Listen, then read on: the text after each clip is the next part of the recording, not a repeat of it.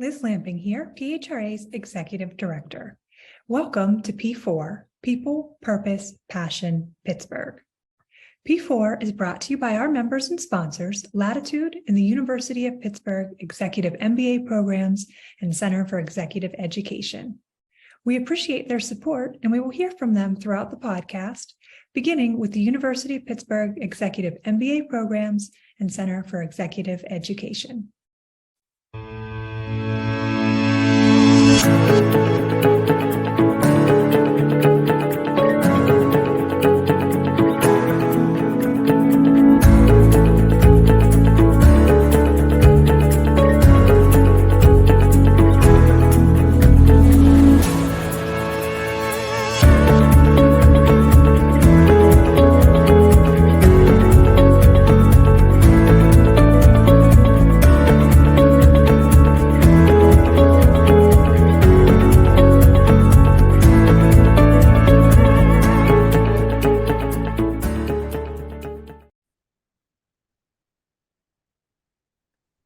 Hello, everybody. I'm excited to be here today. My name is Ron Kubitz. I'm the Director of Recruitment for St. Barnabas Health System.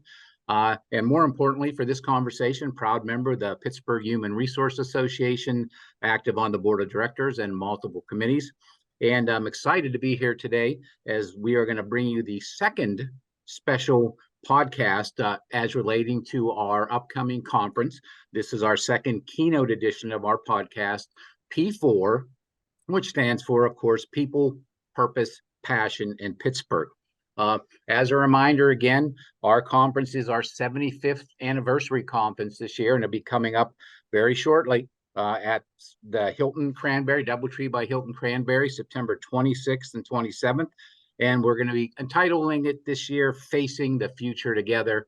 And again, being it's the 75th anniversary, we're really looking forward to bigger and better things. It's going to be an exciting conference. So as I said, this is the second of two podcasts highlighting our keynote presentations. And today we are really honored to welcome a great group of keynote presenters that will be highlighting our conference. So I will introduce them quickly here in just the order that I have them. First, we have Jim Rooney, published author, consultant, and a speaker, not only with obviously Pittsburgh ties, but national, international ties. And he, along with Jeremy Dory, will speak on using sports as the example, bringing the discussion of diversity and inclusion to your organization. Also with us on the podcast today, Sara Schulting-Kranz. She's a sought-after teacher, retreat organizer, and keynote speaker. We welcome her, and she's going to speak about mastering the art of emotional and mental resilience, how to shape deeper relationships and create happiness. And I know she just came from one of her retreats, it sounds like, at 3 a.m., so we welcome her. And certainly, last but not least, we have Ardana AJ Jefferson. She is the CEO of the Homeless Children's Education Fund. And she will speak of nurturing your soul through work-life harmony. Welcome to her. And I see her all over the place here now in the news and, with her role here locally in Pittsburgh. And it's really great to have the three of you together today because really even though you're from different upbringings and backgrounds, you're really speaking about a lot of the same issues. And that is when either yourself or other people have setbacks or problems in life, that people or yourselves personally may encounter, you can't let them defeat you. You basically have to transform these setbacks into, strengths, into positives. And all three of you really have dealt with that. So we're going to start one by one. We'll start with you, Jim, just maybe a little bit about your background and what your keynote's going to be on. Absolutely. And it's really a pleasure to be here with you, Ron, and Sara and AJ. So thank you so much for having me. So I am going to be joined by my partner, Jeremy Duru, and Jeremy is one of the leading civil rights attorneys in the sports industry. In addition to some of the work that he and I have done together, he's been one of the leaders in the equity pay battle for women, and particularly the U.S. women's national soccer team. And so it's just been a pleasure the last 5 years, I guess. Jeremy and I have been kind of doing this little road show together. Obviously, a lot of it has been done on Zoom since it's been through these past 5 years. but we as you kind of highlighted, we talk a lot about examples from the sports world, the sports industry. We think it's a place that makes so much sense for business because you have competition, you have strategy, you have teamwork, sort of all right in front of folks, on television or in an arena. And you can see so many of the different aspects of what makes a highly successful organization work, and you get to see the outputs because there's a scoreboard, so it's right in front of you.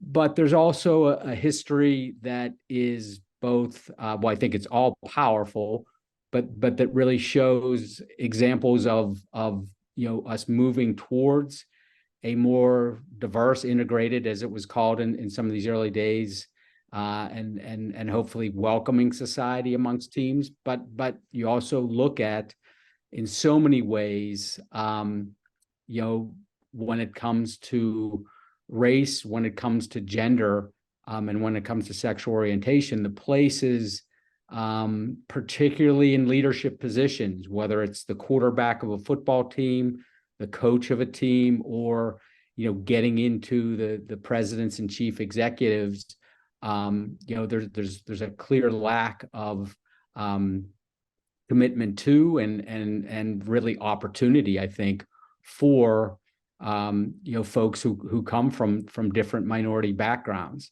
And so why don't we learn some of the lessons that we've seen on the field, where if you look at a whole host of teams, and I obviously use the Steelers as one of the prime examples, but the teams that have embraced diversity earlier and I would say more true, which is a hard thing to measure, you see the outcomes have been more effective.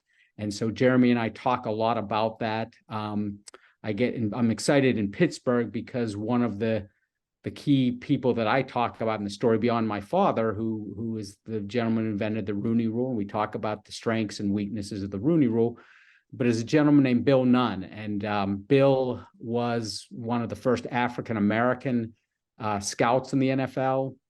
He really transformed the entire NFL, but the great Steeler teams really came about because Bill was willing to go to the HBCUs and bring players that no one else was recruiting, no one else really even knew about. And, our organization, our team, had such a significant advantage because, Bill was looking at a pool of talent that no one else was. So there's probably a little more than we needed in terms of a quick highlight there, but we're really excited about being there with everyone in September. Well, great. And we're certainly looking forward to the special keynote for our 75th anniversary with yourself and Jeremy, and certainly expect a Hall of Fame presentation amongst the Hall of Famers that you had mentioned as well earlier. Sara, do you want to give us a little background on yourself as well and your presentation? Absolutely. It's great to meet all of you. Thank you for having me here.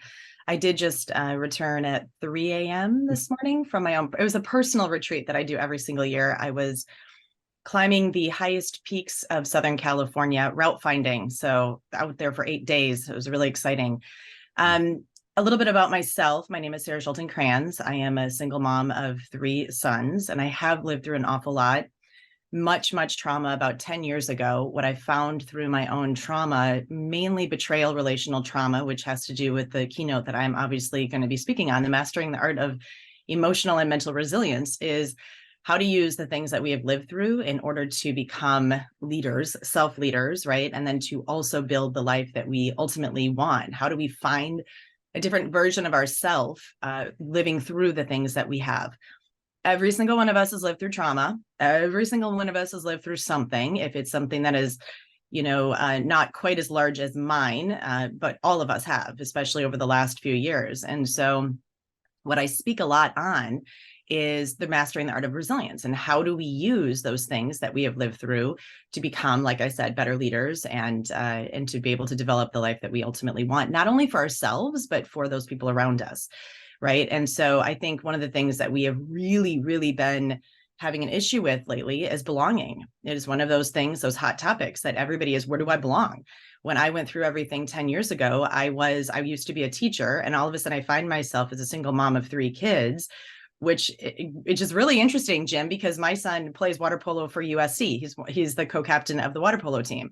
And so, how do we use those things that we are living through as parents, as leaders, as mentors, as teachers, within the workplace, within the home front, to also create a better foundation for our children and those people that are going to literally be rising up behind us, right? And so where I found mine was in adventuring.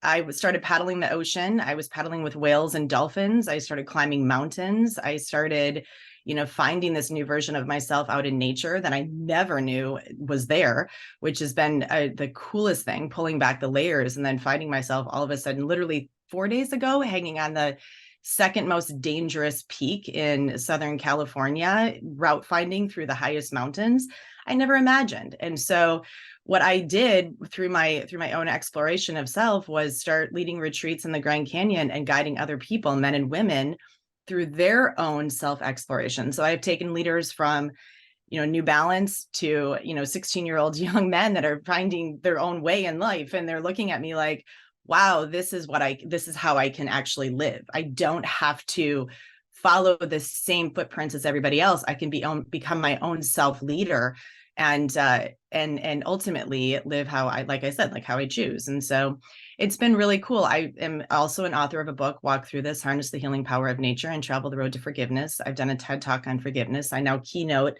on resilience, belonging, mental and emotional resilience. And I got to say, it's been the most amazing journey the last 10 years. I just turned 50. So, congratulations. Happy birthday to you, AJ. I think that growing older is growing younger and wiser, and there's nothing like it. And so why don't we use our experiences to help others? I think it's the most beautiful thing that we can do. And so that's why I'm here. And I'm excited. I'm so excited to get on the stage and to show all of you also the things that I have experienced out in the wild so that people can bring this and allow others to, bring other people into their space of leadership, self-leadership, resilience, and truly belonging in this world.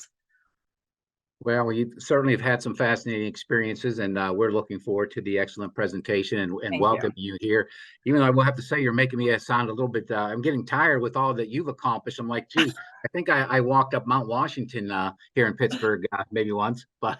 Well, I got to say, this last trip out there for 8 days presented a few different difficulties that I was not anticipating. If any of you know The Alpinist, if you've watched that documentary, Brett Harrington, I was talking to her afterwards. She lost her partner out in the Alpine. He was an alpinist, and I was messaging her yesterday, and I said, it's a little bit more difficult than I anticipated. And I will say that I'm excited to bring some of the learnings, especially the leadership learnings, to this group, because there were definitely some things that honed in with me on this last 7-8 days out there. That's why I do it, is because I explore and then I bring it back to everybody else as metaphorical lessons for all of us. So it's cool. That's great. And we're looking forward to it as well. Thank and AJ, I know you have a fascinating story as well. So a little bit about yourself and your presentation. Well, the first thing I want to say is thank you, Ron, for letting me go after Sarah. I appreciate that greatly. I'm Sarah, sorry. I too Great. am turning 50, and it's not next week, it's the week after. So I'm turning 50. So I'm a part of the 50 Club. So great to know you, and also great to know you too, Jim. Thank you for sharing exciting topics that you both are going to talk about. And I'm humbled to be a part of the Keynote speaker group. My name is AJ Jefferson. As Ron said, I'm the CEO of Homeless Children's Education Fund. I've been leading that organization for the last 1.5 years. But in leading that organization, what I've found is my voice in self-care, right? And all of these 50 years of experiences of ups and downs, coming to lead this organization and realizing at some point that we were homeless, coming to lead this organization and really becoming very aware, self-aware of all of the ups and downs that I've gone through. It helped synthesize for me just a talk that I have with my mentor, with my mentees, with anyone around me. And that talk is definitely around nurturing your soul through work-life balance. But I start off by saying, there's no such thing as work-life balance. I don't believe in it. I don't believe in it. I am a self-proclaimed workaholic. And I've always loved what I do. I've always loved what I've done. But it can become askew, right? You can put too much into what you do from a work and a professional standpoint. And so what I talk about a lot is work-life integration. I had this wonderful opportunity yesterday to talk with some women at the WLC, the United Way's Women's Leadership Council. And we were all bemoaning about, the things that we're responsible for and how do we manage all of these things.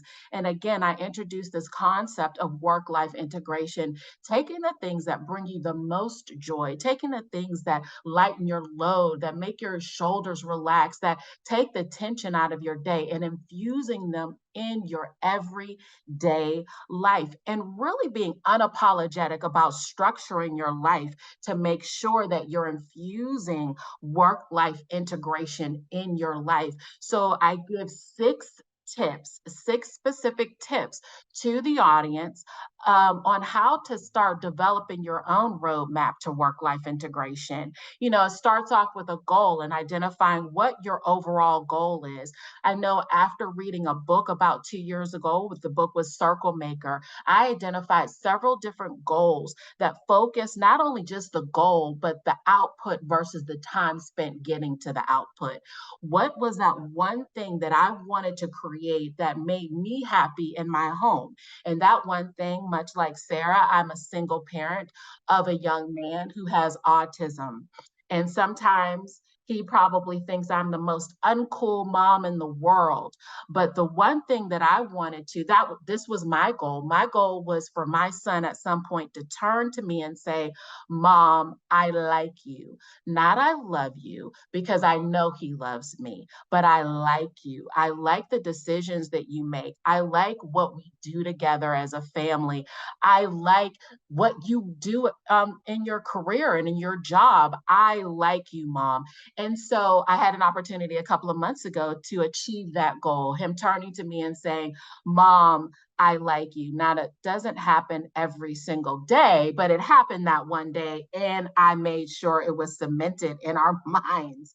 But we're going to talk through what are those tips to get you on a road to thinking about work-life integration. What are some easy things that you can do in your day that help you relax? What are the parameters you can set around your work time that ensures that you have personal time and that it not spill into each other's buckets? So that's what we're going to talk about when I have the chance to stand up and talk in front of your group.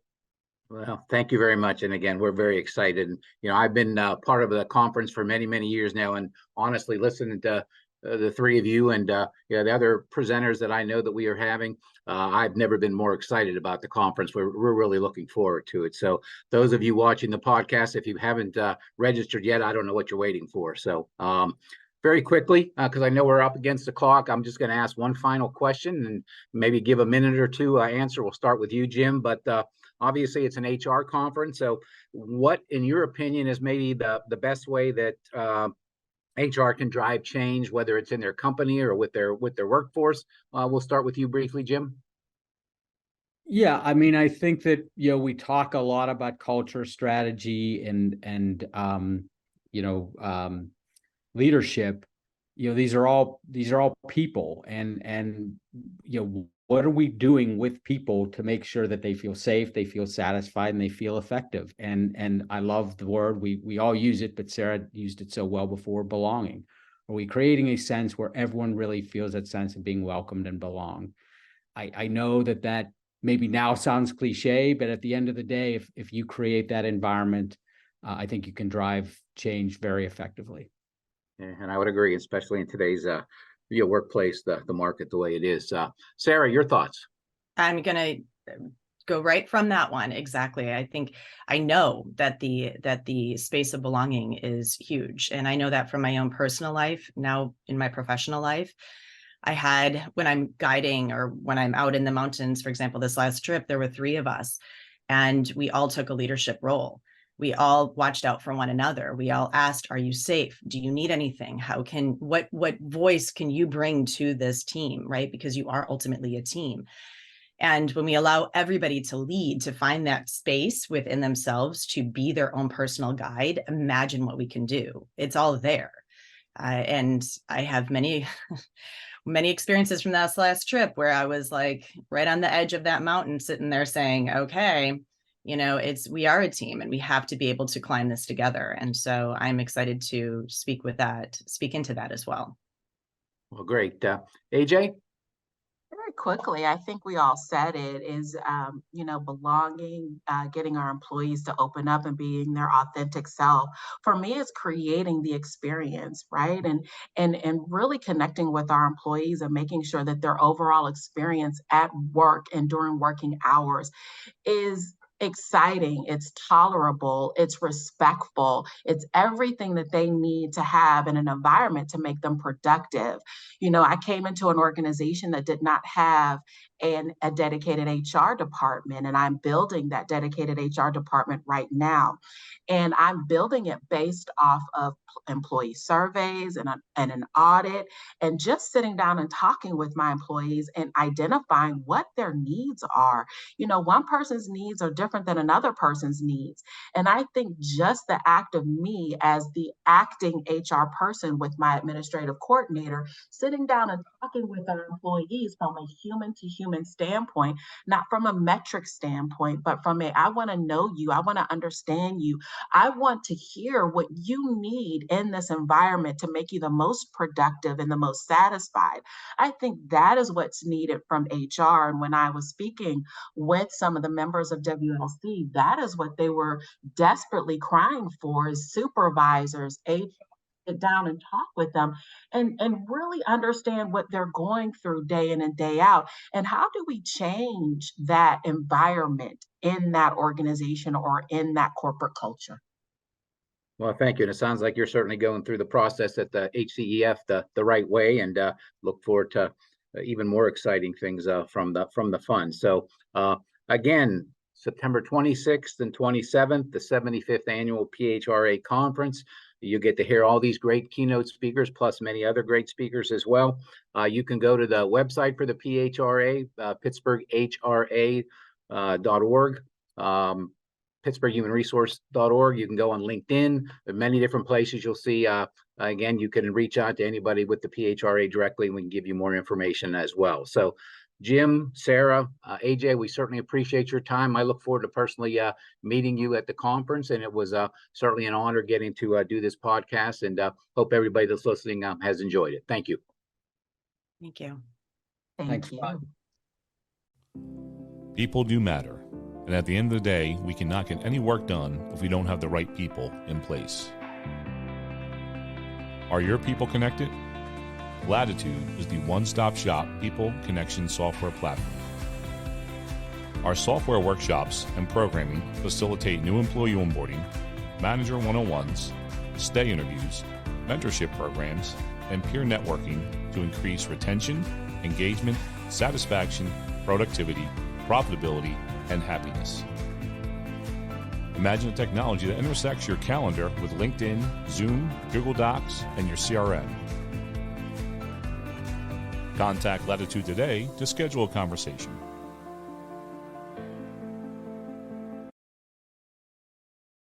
The PHRA P4 podcast was created to help build HR leaders through discussions with thought and business leaders on the most critical success factor of any business, its people. If you enjoy an episode, please help us spread the word by subscribing to the podcast and providing us a rating. We would love for you to take a screenshot of the episode, tag PHRA, and share it with your followers. Until next time, thank you